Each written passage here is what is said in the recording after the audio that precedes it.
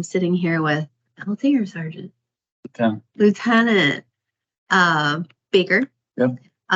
From the IMPD Wellness Unit. And if you're a first-time listener or are from the Midwest and don't know much about the unit, I would say it's kind of a very high-producing, well-performing, all-around kind of like peer support unit that provides all kinds of resources for IMPD officers that need a little extra mental health support, resource support, things like that. You can definitely explain it better than I can, but I just know that my experience in working with them from the musculoskeletal side over to incidences where we think our folks need a little more care, these folks do an incredible job stepping in.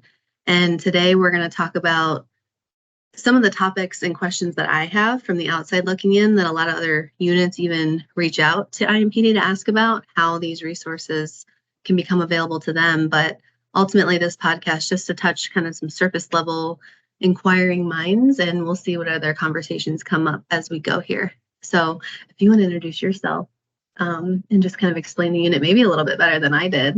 Okay. Yeah, I'm John Baker. I'm our lieutenant in our wellness unit. We have 4 full-time people, lieutenant and a sergeant, 2 officers. The unit started way back in 2010. So we've been doing wellness at IMPD for a long time. Obviously, there's been a lot of changes. We continue to change. So you hit the primary aspects of we exist to support officers and their families, to make connections with resources, to point our officers and their families to. And we are all police officers that are just trying to help our fellow brothers and sisters. Yeah, and I think 2 really incredible things in just that is like 2010 was 13 years ago, and that was super progressive then. It's still considered progressive now to have like an established wellness unit inside your agency. And so that's why I introduced the way I did, because people come to you guys often to ask the logistics of it all and how does it work and how's it self-sustaining. And so we're all feeling as civilians, even the mental health crisis happening. And so then pile on the stuff you do every day. It's just pretty incredible that it's been a unit for that long and that progressive. And that was in 2010. That was Captain Navity, who's retired, and our deputy chief, who's still our deputy chief, Valerie Cunningham, were instrumental in starting that up, and it's just continued since then. Yeah, and we enjoy working with you guys. So I've put here just a couple questions that, like I said, inquiring minds want to know, especially with how the unit is kind of this now fine oiled machine. I'm sure in 2010 it was like, let's figure this out as we go. You've got it pretty figured out, but with the evolution of people's needs and society and all those things, other aspects come into play. But my first question I wrote down was, what are you most passionate about within your role in the wellness unit, and why do you enjoy what you do? Yeah. Well, I certainly enjoy it. There's a lot of, I think, purpose behind the work, which makes it enjoyable. And you mentioned that it was a well-oiled machine. I think that we've come a long way, and I think, like you said, people are always changing and circumstances are always changing. So therefore, so are we. So I think if we're oiled, it's so that we can change and learn and adjust. So I think my favorite part, like when we talk with other agencies, they often want to know about our programs and what we do and how we address certain things and what our documentation says. But at the end of the day, I think wellness units are successful, and I think they're purposeful to me and the other folks in the unit if we remember the individual. That's what we're actually about. So just walking with officers is the best part. It's the hardest part and the best part. There are a number of officers that come through at the end, and you're kind of seeing the joy and the peace and the health that they've achieved after they've worked really hard, and we just kind of held their hand and were their cheerleader. I think that's the best part of the job. And I think in that statement about like the evolution of people, like how much law enforcement has changed since 2010. Oh yeah. Yeah, because there's that piece too that's challenging to navigate too. So there's a lot of different people are complex. Then they throw these other things your way. It just makes it a little bit tougher.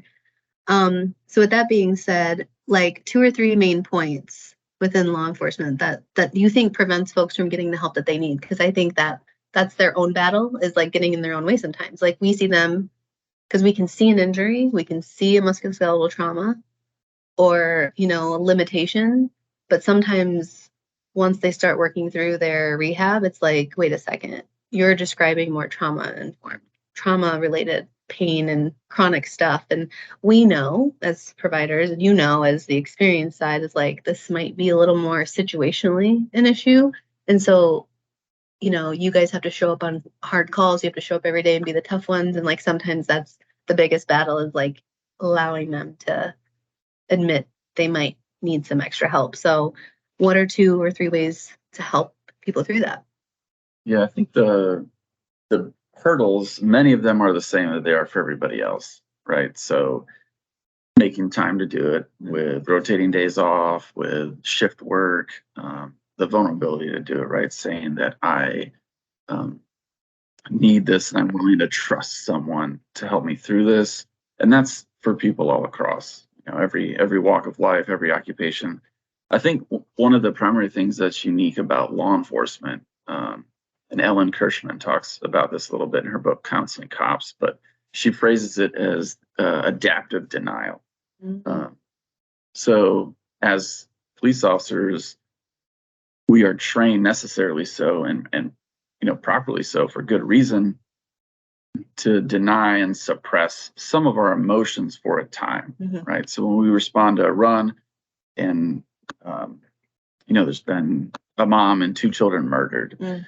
we can't feel that fully in the moment because someone has to be preserving the crime scene, someone has to be making sure people are safe. And so we've trained to this adaptive denial.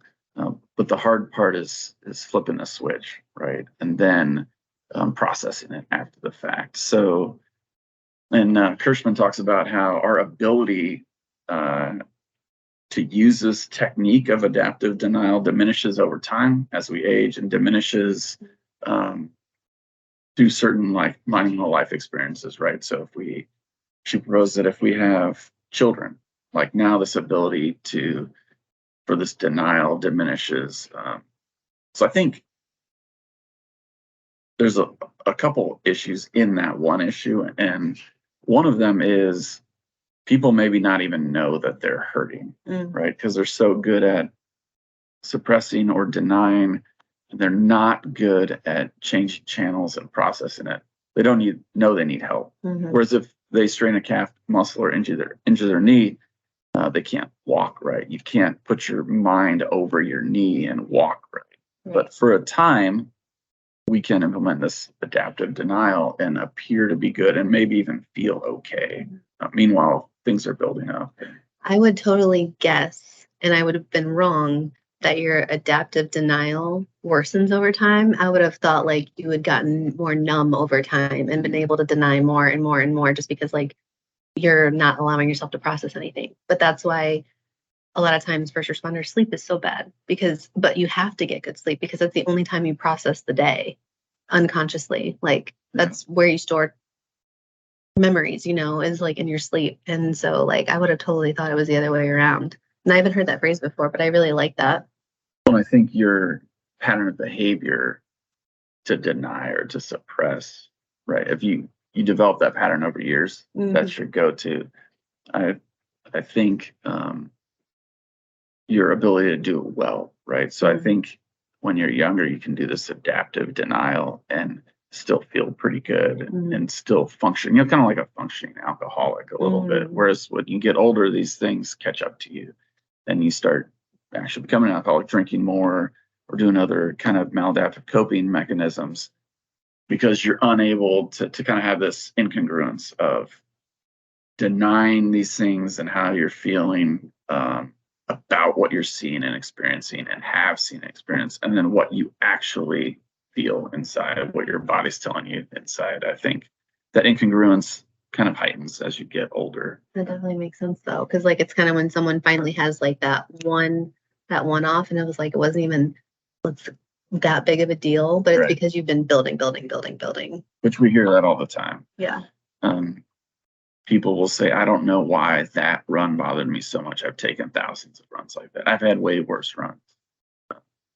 Yeah, so I mean, the thought would be, right, the old analogy of, suppression and denial and filling your cup with the stress over time. And you don't get to choose, you don't know when is the last drop of water that's going to kind of overfill your cup. No, that makes a lot of sense. It helps, for anyone else listening who may be in the healthcare sector of first responders. And this is like a wealth of knowledge for us too, to kind of just understand, because, there comes a point in time where like you have to mentally get over injuries too. But like if there's other things going on, you're like, why can't this person just move on? And it's like, well, you don't know what all's going on under there. So that's helpful. Maybe just one or two more of these, but I'm curious, for anyone else listening to this podcast, what are 2 or 3 things you would tell them to do ASAP if they feel like they're struggling with their mental health? Yeah, well, I mean, I think first of all, you got to reach out and get help, which is easier said than done. But I also think, when people are struggling, it's hard to do anything well. Right. But I think there's something to be said for reaching out to the right person and in the right way. Brene Brown and Simon Sinek have a podcast that they've done a couple together, and one of them she talks about this kind of idea of vulnerability and oversharing. And so vulnerability and reaching out when you need help is reaching out to the right person in the right way for the right reason. So reaching out to someone that you trust, and reaching out to get help as opposed to other like attention seeking or whatever other kind of negative things that are not addressing the real problem. And they talk about, oversharing being vulnerable with everybody all the time, right? So going in a roll call and saying, I can't believe this place. I need help. I feel like I'm going to hurt myself, right? Well, that may be better than not saying you need help at all, but finding someone that you trust, that has access to resources, or at least has your best interests in mind. I think, is the first step, and then maybe even harder is if you trust that person, continue to trust that person. Sometimes we'll have people reach out when life gets really hard. They feel like they're in a vice, and the vice loosens a little bit, but they haven't really continued to take the steps to get healthy.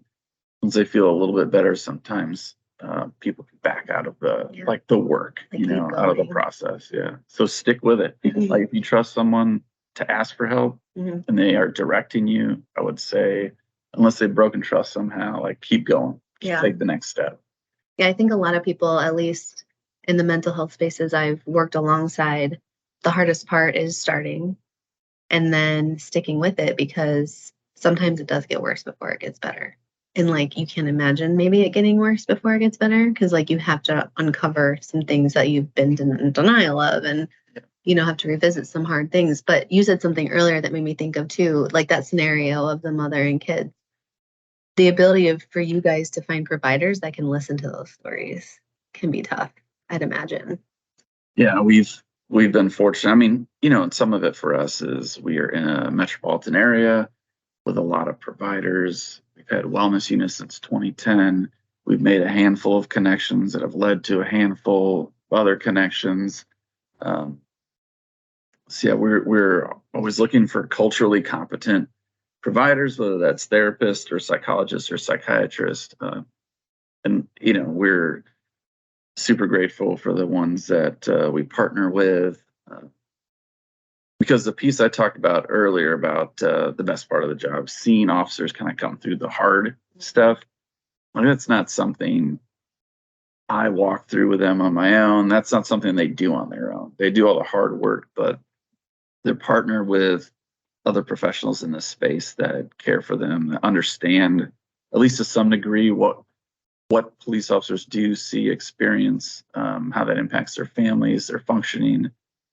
So we're forever grateful for a number of folks that we work with.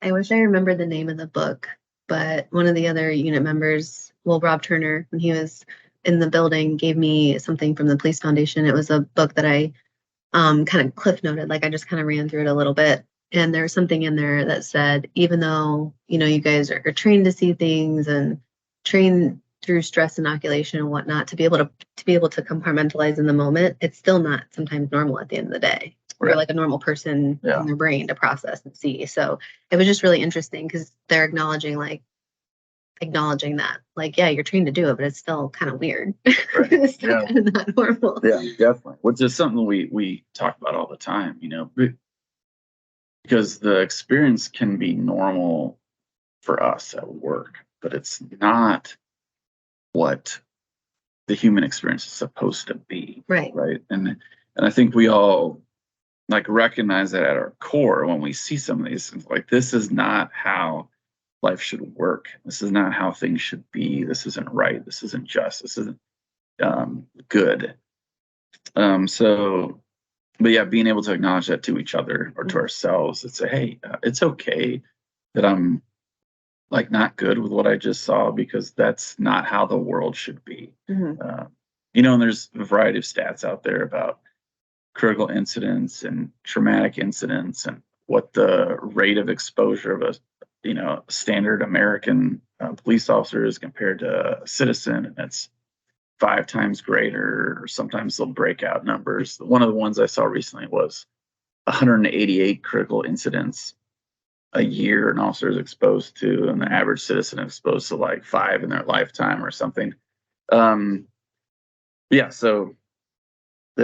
the abnormal can become normal if we're not careful enough to realize it. This is a normal part of my workday, but this isn't a normal part of what the world should be like, the world we want to live in. Absolutely. And I think with that being said, I kind of want to end on that last one there. You mentioned a few resources already. I'm a big Brene Brown person myself. I love her Vulnerability TED Talk. And Simon Sinek, just because of my doctoral training in leadership studies, I read a lot of his stuff. Yeah. And then there's a couple of those more military type, like Jocko. A lot of people reference when you talk about leadership and ownership and just kind of extreme ownership. But other resources like social media pages, textbooks, online resources you would suggest to folks in your realm? Yeah, I think so. There are a lot of good resources that are in police, law enforcement, military specific, right? There's not discounting those, but I think we do ourselves a disservice, and any profession does, when they stay only in their niche. Yeah. Right. So I would press people to get out of our little zone, right? Get a bigger perspective. Read Brene Brown. She's written a number of books. Daring Greatly, Rising Strong. Yeah. Rising Strong in the Wilderness. Rising Strong is specifically on resiliency, which is something that we hope for, strive for, and really got to work for. Is law enforcement. Patrick Lencioni, he's a business guy, but he talks about the workplace, and he has podcasts, a couple books I really enjoyed. Some of his key stuff is around people's core desire as workers or employees is to feel known, to feel valued, and to know that their work has meaning. And I think that's a struggle for American police officers these days, right? What does it look like for our work to have value? What are the expectations of society? What do they want from us? What don't they want from us? It's hard to meet unknown expectations. So that piece of work having value and being seen and known by people around you, particularly your employer, is I think a really good piece. One of the things we talk about in law enforcement wellness is often relationships not succeeding at rates that we would like them to. And John Gottman is a psychologist who's done a lot of stuff on marriages. He has a book, 7, I should have written it down. You can look up his stuff though. John Gottman, 7 Things to Successful Marriage or something like that. The book is super practical. It's something that a non-professional can pick up, read, and apply to their relationship. What else did I have written down here? Oh, I read Crucial Conversations That's a popular book, but it doesn't, like, you're not going to a police conference and that's being handed out, right? That's kind of outside of the police world, but those are really good books on how to deal with conflict, how to have hard conversations well, which is what we do all day, right? Have hard conversations and try to do it well. So those are just some of them, but yeah, I really get outside of our lane and get different perspectives. Well, because I think at the end of the day, and like this whole conversation is revolved around that. I know I'm sitting down with a police officer who works in a wellness unit, but at the end of the day, you're a person. Right. These are all like people matters. Yeah, absolutely. Because like you at your core, in what do you value and what motivates you? Like you're a police officer 8 hours out of the day. Yeah. But like outside of that, you're a husband, a brother, a whatever. Like you're a person by yourself outside of that, and that should matter more. Yeah, absolutely. Right. The humanness or human condition, right, is primary. Like that's what we're working with first. And our job is maybe not even secondary, right? Maybe the relationships you mentioned are secondary, tertiary, kind of like things we want to focus on. But I think a lot of occupations fall into that. People identifying themselves by their role, by their work, and we're no different. We may be worse than others at doing that.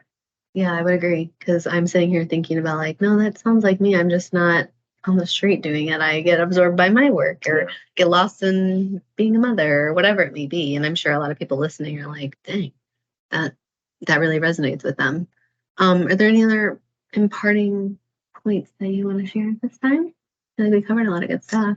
Yeah, I think so. One last thing I would say, if there are police officers or law enforcement agencies looking at starting or changing their units, I think one of the things to remember, and maybe I already hit this, is that this is, right, we're people, we're human first. So the personal connection that I think employers can provide to their employees through wellness programs is important. It's not about the program. It's not about the things that we do. It's about the connection. And one of the things that we really try hard to do is to pursue our people, right? Because officers are terrible at asking for help. They're not even good at accepting help, right? Because we're helpers. So like helping professions are usually not great at self-care. So we pursue. We have face-to-face conversations. We want people to feel known and cared for. And if their work has value, that'd be great too. But like we at least control how we engage with them, and finding people to do that honestly care for and love other people is huge, and being ready for the rejection and not taking it personally, right? So if you're pursuing 1,600 people like we have, like not everyone's going to respond with the same type of care, right? Some people are going to reject you. Just keep pursuing. We've seen a lot of those people that maybe have had early rejections to like our overtures of help come back around. There's one time I got an email response 18 months later. So just stay in the game, make sure it's personal, make sure it's about relationship. And I think and people will recognize that. And I think anyone listening to that will resonate with them no matter really the area they come out of. Obviously our podcast is targeted toward first responders, but I think even a lay person such as myself is like everything you're saying, it's my area too. So that makes a lot of sense. I really appreciate your time. Yeah. Hopefully it's not the last one. All right. Yeah. We'll see. Thanks for joining, everyone.